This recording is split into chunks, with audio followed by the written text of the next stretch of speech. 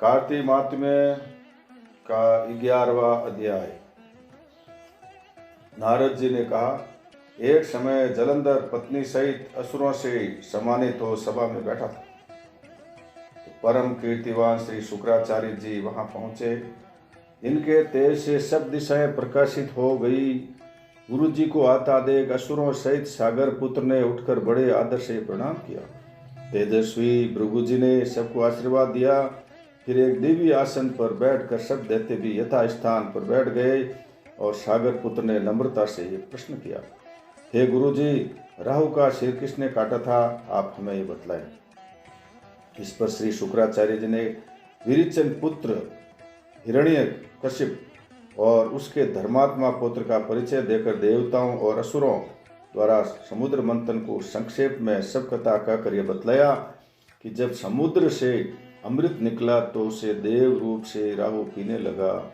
इस पर इंद्र के पक्षपाती भगवान विष्णु ने राहु का सिर काट डाला। ये सुनते ही साथ ही जलंधर के नेत्र लाल हो गए। उसने बड़ा क्रोध किया। फिर अपने दशमर नामक दूत को बुलाकर गुरु का कहा हुआ सब वृत्तांत सुनाया और उसे आज्ञा दी, तुम शीघ्र ही इंद्रपुरी में जाकर इंद्र को मेरी शरण में लाओ। दशमर जलंधर का बड़ा निपुण दूत था। वो शीघ्र ही इंद्र की सुधर्मा नामक सभा में जा पहुंचा और जलंधर के शब्दों में कहा, हे देवता धाम, तुमने समुद्र को क्यों मथा और मेरे पिता के सब रत्नों को क्यों ले लिया? ऐसा करके तुमने अच्छा नहीं किया।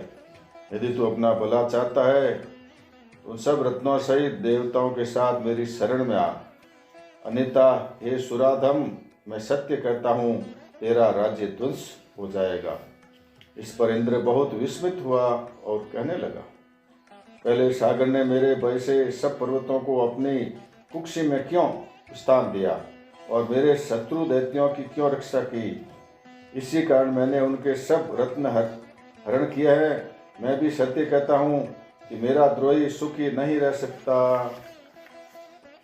इंद्र की बात सुनकर वह दूत शीघ्र ही जलंधर के पास आया और सब बातें उसे कह सुनाई, जिन्हें सुनते ही वह दैत्य क्रोध के मारे अपने होठ काटने लगा और देवताओं को जीतने के लिए उसने उद्योग आरंभ किया। फिर तो सब दिशाओं तथा पाताल से करोड़ों दैत्य उसके पास पहुंच गए। शुंभ निशुंभ सेनापतियों को साथ लेकर जलंधर इंद्र से युद्ध करने लगा। शीघ्र ही इंद्र के नंदन वन में उसने अपनी विशाल सेना उतार दी। वीरों की शंख ध्वनि और घोर गर्जन से इंद्रपुरी गूंज उठी। अमरावती छोड़ देवता उनसे युद्ध करने चले। भयानक मारकाट हुई। दोनों पक्षों के आचार्य अपने अपने मृतकों को जिलाने लगे। असुरों के आचार्य गुरु शुक्र अपनी मृत संजीवनी विद्या से और देवगुरु बृहस्पति द्रोणागिरी से औषधि लाकर मुर्दों को जिलाते रहे। इस पर जलंधर ने अपने गुरु शुक्राचार्य जी से क्रुद्ध होकर कहा, मेरे हाथ से मरे हुए देवता जी कैसे जाते हैं? जिलाने वाली विद्या तो सब आपके पास ही है, फिर ये क्या बात है? इस पर श्री शुक्राचार्य जी ने देवगुरु श्री बृहस्पति जी द्वारा द्रोणागिरी से औषधि लाकर देवताओं को जिलाने की बात कह दी। यह सुनकर जलंधर और भी क्रुद्ध हो गया। श्री शुक्राचार्य जी ने कहा, क्रुद्ध क्यों होते हो? यदि शक्ति हो तो द्रोणगिरी पर्वत को उखाड़ कर समुद्र में फेंक दो, तब मेरे कथन की सत्यता प्रमाणित हो जाएगी। इस पर जलंधर क्रुद्ध होकर शीघ्र ही द्रोणागिरी पर्वत के पास जा पहुंचा और अपनी भुजाओं द्वारा उसे जड़ से उखाड़ कर समुद्र में फेंक दिया। ये भगवान शंकर का तेज था। इसमें जलंधर की कोई विचित्रता नहीं थी। पश्चात ये सागर पुत्र युद्ध भूमि में आकर बड़े वेग से देवताओं का संहार करने लगा। जब बृहस्पति औषधि लेने द्रोणगिरी पर्वत पहुंचे तो द्रोणगिरी की जगह वहां पर उन्हें सोना मैदान मिला। तो वह भयभीत होकर देवताओं के पास आए और कहा, युद्ध बंद कर दो, तुम लोग अब जलंधर को नहीं जीत सकोगे। पहले इंद्र ने जो भगवान शंकर का अपमान किया था वह उसी का फल है।